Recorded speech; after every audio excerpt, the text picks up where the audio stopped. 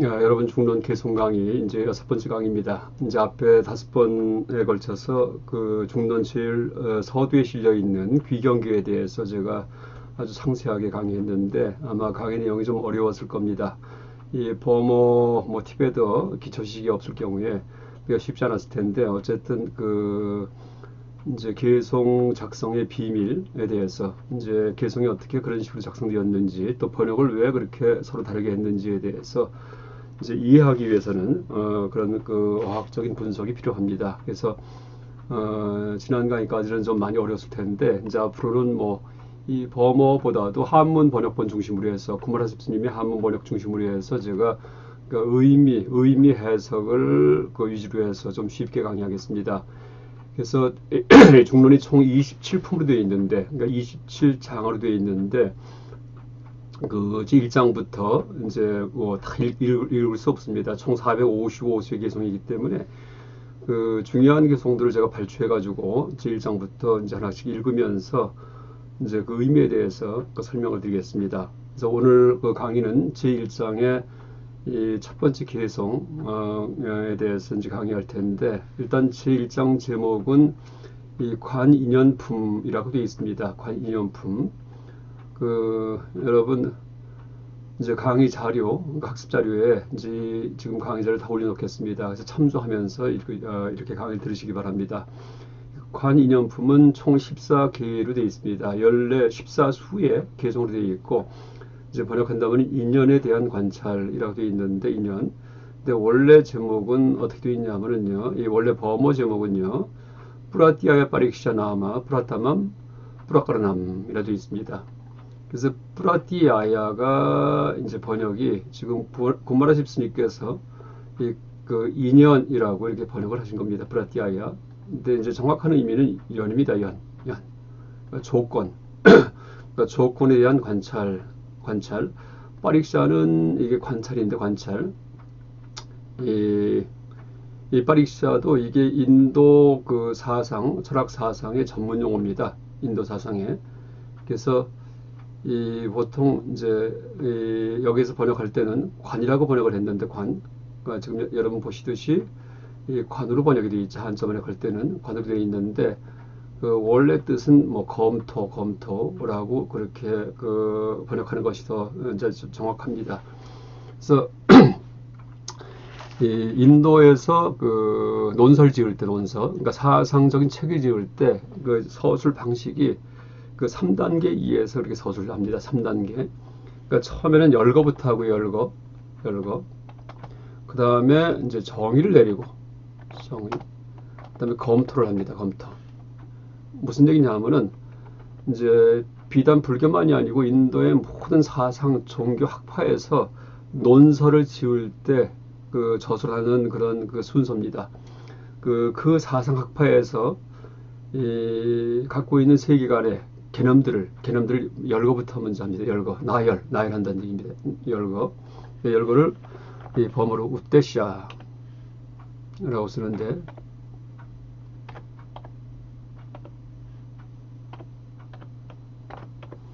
열거합니다. 그러니까 쭉 나열합니다. 우떼샤는 우떼에다가 대샤가 합해진 말입니다.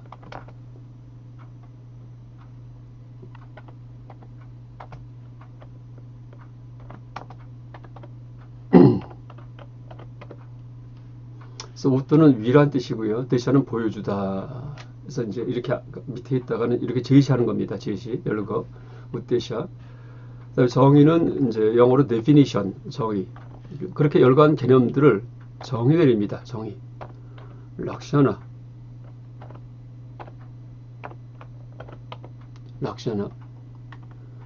그래서 그 예를 든다면은 그 구사론 같은 경우에 이제 아비달마 구사론 같은 경우에는 5275법이 있는데 5275법에서 이제 뭐 색법이 있고 뭐 수상행식이 있고 이렇게 돼 있는데 색, 수, 상, 행식 해서 5원을 열거했으면은 색은 뭐다, 수는 뭐다, 상은 뭐다 이렇게 정의를 내립니다. 이제 정의. 그 다음에 불교 바깥에 니야학파 같은 경우에 불교 말고 외도 중에 그 논리학파가 있는데 논리학파에서는 이제 그 이름이 이제 니야야 정리학파라 부르는 그런 그 외도가 있는데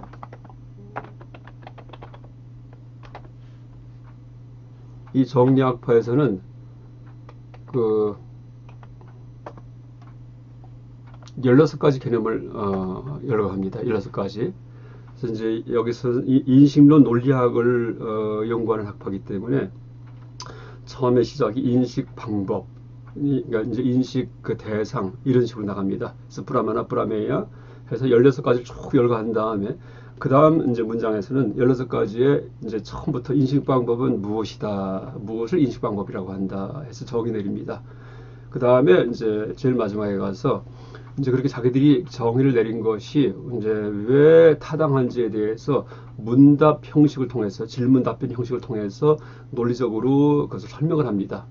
그래서 이 열거부터 먼저 하고요, 개념들을. 그 다음 두 번째 단계가 정의, 지금 얘기했듯이 정의를 내리고 그 다음에 문답 형식을 통한 그런 설명, 논리적 설명, 이게 바로 검토입니다. 검토. 근데 이 검토의 범어 원어가 빠릭샤입니다.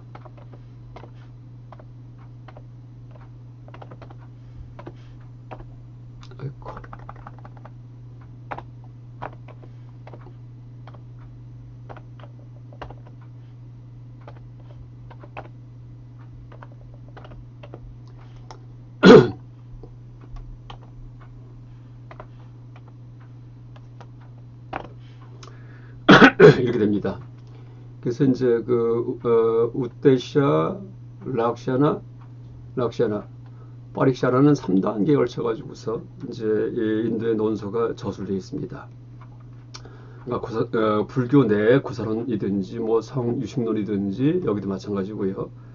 그 다음에 불교 바깥에 니에학파든지 그 다음에 승론학파, 바이셰식 학파가 있었는데 이제 그런 식의 다른 학파, 쌍키 학파, 뭐 이런 여러 가지 학파가 있는데 다 똑같아요. 이 불교만의 어떤 논서 저술 방식이 아니고 모든 인도 사상 학파의 논서 저술 순서가 열거 정의 검토입니다.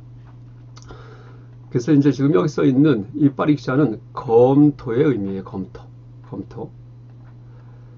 근데 이제 여기에서 하나 특이한 게 지금 제가 이렇게 얘기하는 그 중관학은요, 중론은 지금 이게 바로 용수 스님의 중론에 대해서 지금 강의하고 있는데 중론 개송인데 이 중론은 이 모든 것이 검토로만 이루어져 있습니다. 검토로만 빠릭샤. 그래서 모든 그 장의 제목이 빠릭샤예요. 빠릭샤. 다시 말해 여기 써 있는 열거나 정의 이것은 중론에 전혀 없습니다. 오직 검토만 있습니다. 검토. 왜 그럴까요? 중관학에서는 자기 학파의 세계관이 없기 때문이에요. 그러니까 중관학의 핵심은 비판이에요. 비판. 그러니까 다른 학파에서 제시한 세계관이 실체가 없다는 거, 모든 게 존재하지 않는다는 거, 이걸 증명해서 다 격파하는 거, 이게 중관학입니다. 그러니까 중관학은 논법이기 때문에 중관학 나름의 세계관을 제시해서 뭐 세계관에 이제 쓰이는 각 개념들의 정의가 뭐다, 이제 데피니션을 내리고 그 다음에 이제 문답을 통해서 그걸 검토하고 이렇게 하는 게 아니고 다른 학파에서 제시하는 세계관을 갖다가 가져와서 이게 열거예요. 그 다음에 다른 학파에서 그러니까 불교 내든 불교 바깥이든 간에 다른 학파에서 그 열거한 세계관에 대한 정의들 무엇은 무엇이다 라면서 써놓은 것들, 말을 써놓은 것들 이걸 또 가져와 가지고 그걸 전부 다 검토해서 그것이 옳다고 논증하는 게 아니고 왜 실체가 없고 왜 논리적 오류에 빠지는지를 갖다 폭로해 버립니다. 이게 중관학입니다.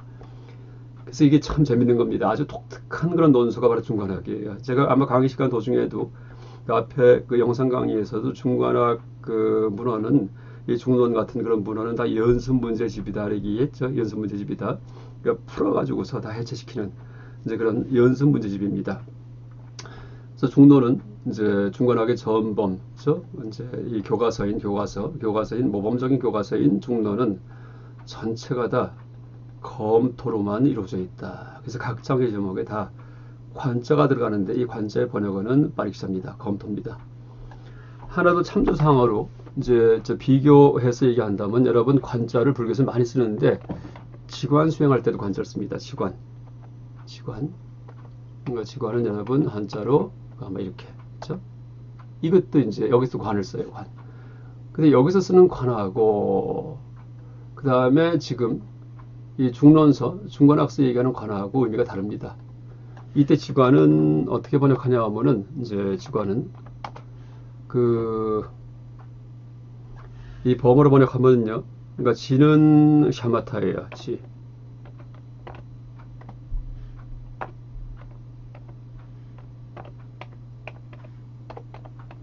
이게 지입니다. 그 다음에 관은 윗바샤나.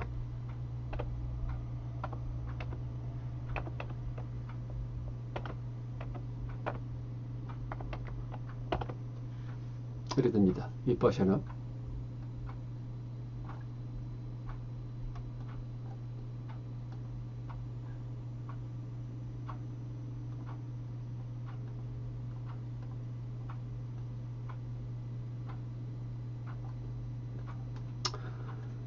그래서 이제 지는 샤마타고, 그 다음에 관은 바로 윗바샤나에 번역합니다. 근데 이제 중론에서의 관은 뭐예요?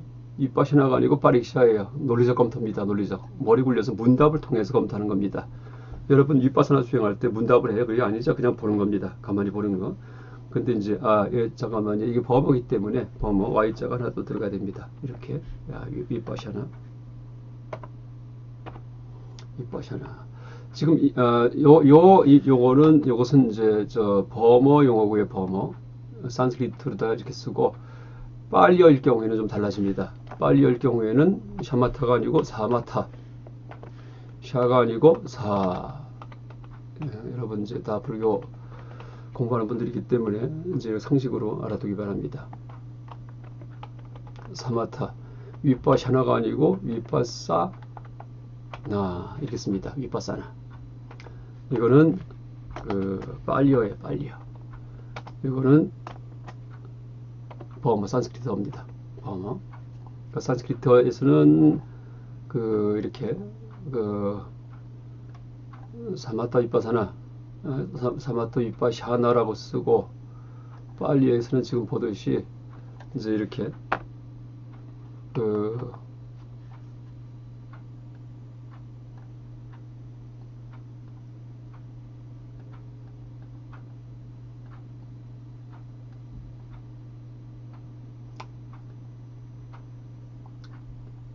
됐습니다. 이렇게 씁니다. 그러니까 빨리요. 그 다음에 이것은 산스크리트, 이것은 빨리요.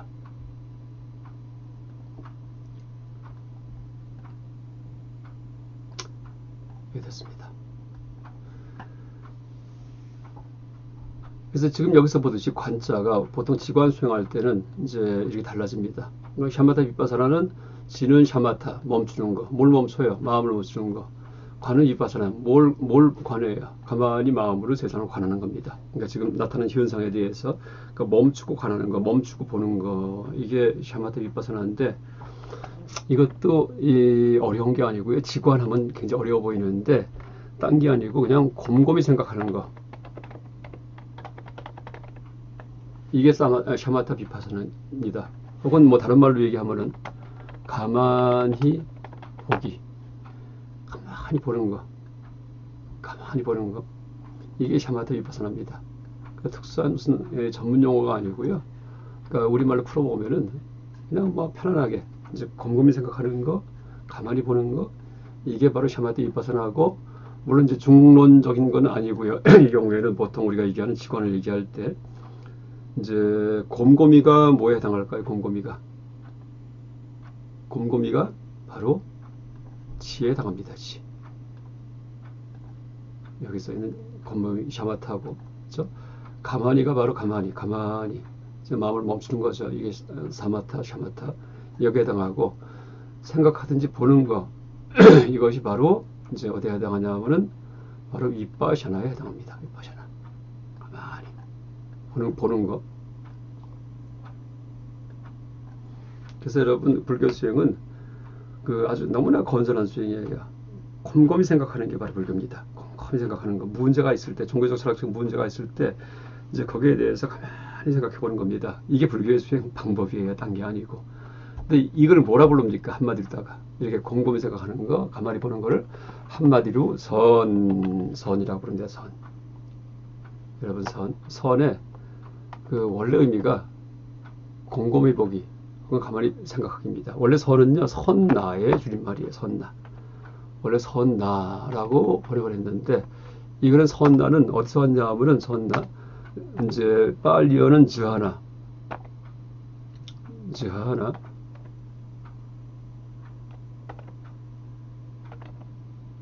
범어는 디하나.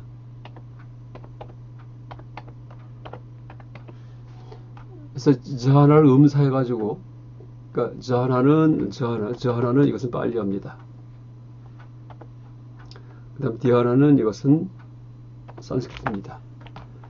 그래서 저하나를 음사해가지고, 그러니까 발음 그대로 베껴 써가지고, 저하나, 선나, 저하나, 이렇게 음사를 했는데, 후대에 나를 빼버립니다.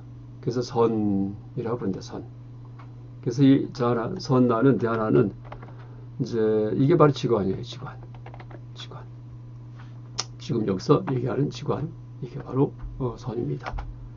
그 다음에 이 지관은 그 한자로 선나를 번역을 할 때 정려라고 번역을 해요. 정려.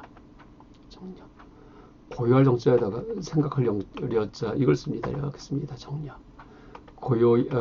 잘못 썼습니다. 정려.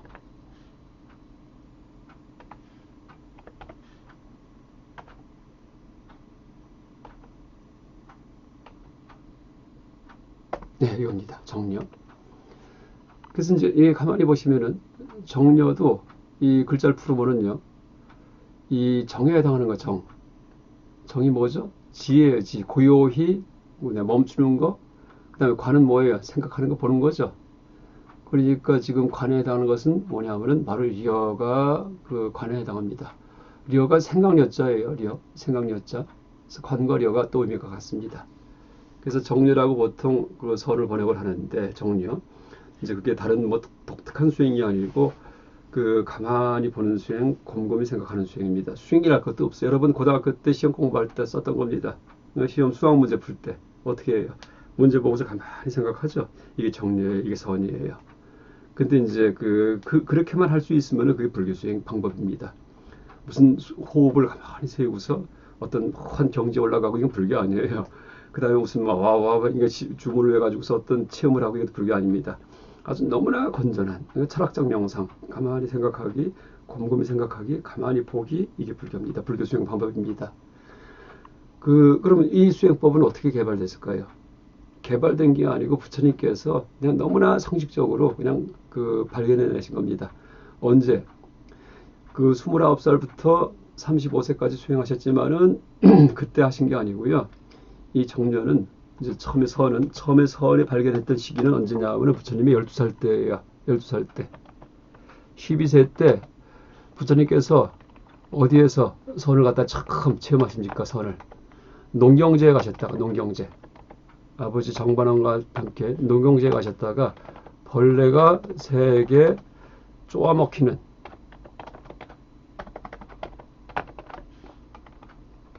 장면을 보시고서 차마도 보지 못해요. 이 벌레 몸은 고기예요. 먹이가 돼요.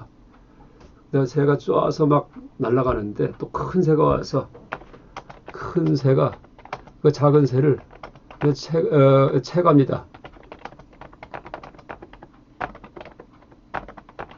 이걸 보시고서 차마도 보지를 못하십니다. 원래는 이제 부처님이 자꾸 번민에 빠지기 때문에 좀 즐겁게 해드리려고 아버지와 함께서 부왕 정반왕께서 농경제에 참석을 한 건데, 이제 반대로 벌레가 쪼아먹히는 거 보고, 그다음 새가 또 잡아먹히는 거 보고서 약육강식의 비정함을 보는 겁니다. 이러면서 자리를 옮겨가지고서 연부수 밑으로 자리를 옮겨가지고 가만히 앉아 계십니다. 그러면서 이제 이 일화에 보면은 초선에 들었다. 초선, 첫 번째 선의 경지에 들어가셨다라고 쓰고 있습니다. 초선. 그래서 이게 바로 선이에요. 제일 처음에 부처님 수행이 제일 처음 수행입니다.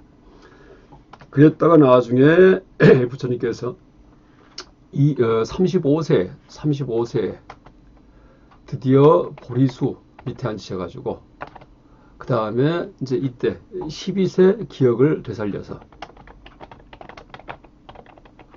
그래서 드디어 곰곰이 생각하십니다. 무엇부터 생각하세요? 죽음에 대해서. 왜 죽을까? 탄생. 그 다음에 왜 태어났을까? 이러면서 생각을 깊이 합니다. 깊이. 그러다가 이 부처님께서 드디어 뭘 발견하세요? 숙명통, 전생을 다 기억하고, 그 다음에 천안통, 다른 생명체의 현생, 전생, 현생, 내생의 관계를 다 아시고, 새벽에 드디어 누진통, 모든 번뇌를 다해서 성도 부처님이 되십니다. 이렇게 됩니다. 그래서 여러분, 이제 보통 사마타 비파사나 할 때, 이제 보세요. 이것은 정려, 지관, 선을 의미하고, 이 관자가 똑같이 써 있긴 하지만은 중론서 얘기하는 관과는 좀 다르다. 중론서 얘기하는 관은 논리적 검토를 의미한다.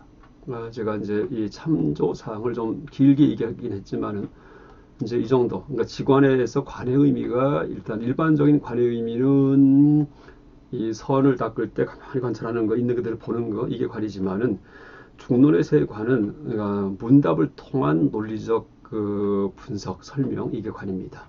문답, 질문과 답변을 통한 논리적 분석, 이게 관입니다. 관, 그 번역은. 근데 원래 그것은 어떻게 돼요?